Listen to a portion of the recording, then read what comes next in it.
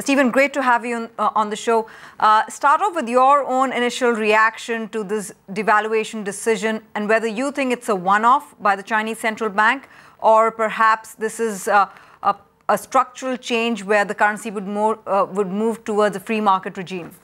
Well, first of all, I was surprised at the move the other day, and I had held the view that just as China had held its currency stable during the Asian financial crisis of 97, 98, and again during the global financial crisis of 2008 and 2009, it would do the same thing this time. And so it has obviously broken that mold, and that indicates, I think, that its concerns over the state of the Chinese economy are more serious than they were in those two earlier periods. I do not think this is a one-off development. I don't think it was a coincidence at all that this came literally 48 hours after China had reported absolutely terrible export numbers for the month of July. Nothing happens in China by accident or by coincidence. This is a conscious effort to boost a sagging economy. We already know it's not a one-off development. There have been 2 consecutive days of sharp declines in the renminbi, and there's probably a good deal more to come. How much you reckon? I don't think we know at this point, but given the weak state of global demand, it's going to take more than now we've seen about a 3% devaluation to really make a difference to Chinese exports. Does it worry you that the underlying state of the Chinese economy is worse than what is being reported right now, and perhaps the internals look a lot weaker? Well, I've been one of the optimists on the Chinese economy, so this is disconcerting to me. It tells me that at least the view inside of China from the officials who monitor the economy on a day-to-day basis are more concerned over near-term growth risks than I am, and so I have to take that piece of news very seriously.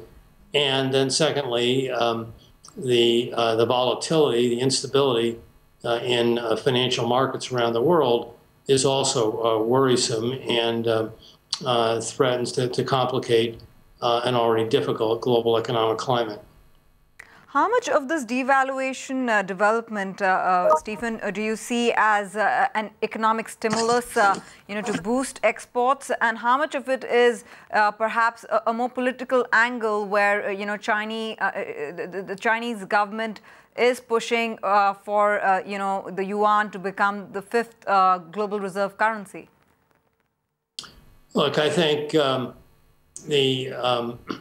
the move is largely an effort to provide a boost to the Chinese economy. The other agenda of more of a market-determined foreign exchange regime is important as a long-term goal for China, especially to be treated seriously as a major reserve currency and a component of the special drawing rights of the IMF. But I think those were secondary considerations at this particular point in time. Right, and that draws me to your comments just about a month back, where you, like you stated, you've been bullish about the Chinese market. You've been saying that if you had $1, you would invest it in China. Has that view changed completely, or is you going to still bide your time in making a conclusive assessment of what's happening in China right now, given this devaluation news? Well, I'm still of the view that the structural rebalancing in China from a very successful manufacturing-led model providing impetus to exports and investment, moving to more of a service-based model driving middle-class consumption is a trend, a powerful trend that remains very much intact. And I'm willing, and I have been willing to bet on that outcome. These developments do not change my longer-term perspective with respect to that potential in China, but they certainly suggest that there are likely to be bigger bumps in the road as we get from point A to point B. We've seen an even more intense sell-off in emerging market currencies, in addition to what they've already done in the year so far. Does this situation mirror the 1997 Asian crisis? You have said that there were some differences at that time and now, but with this devaluation, many have been taken by surprise on the street. Yeah, I think everybody's been taken by surprise, and I certainly am not here to sound the alarm of a replay of 97 and 98, but there has been a lot of borrowing in dollars by emerging markets in the last several years, taking advantage in particular of what is known as the renminbi carry trade.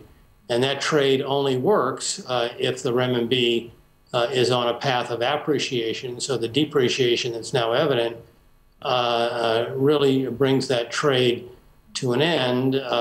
We don't know how much exposure there is right now. The BIS, the Bank of International Settlements, estimated that by the end of this year, there was about $1 trillion of Chinese dollar borrowing on the books of banks around the world. That's some indication of the magnitude of this exposure that is worrisome. A faction of the market also believes that, the RMB was, pegged to the dollar. So, from a 2-year perspective, given the dollar's strength, it's an overvalued currency. To that extent, don't see it so much as a devaluation, see it more as a correction, which is, like you said, likely to help exports, which will also truly reflect the actual value of the currency, given the underlying economic fundamentals. What's your view on that? Currency valuation is always tricky. China still is in a situation of a current account surplus, which is come down a lot from what it used to be 5 or 6 years ago. But nevertheless, a surplus does indicate that the currency has further to go on the upside. Maybe not a whole lot further, as the IMF recently indicated, as you noted. But nevertheless, a depreciation is at odds with a country with a large current account surplus. Find us on Facebook at facebook.com/ETNow and don't forget to click the like button. You can also follow us on Twitter at ETNowLive. To stay updated with all our programming, hit the subscribe button on our YouTube channel by logging on to youtube.com/user/ETNow.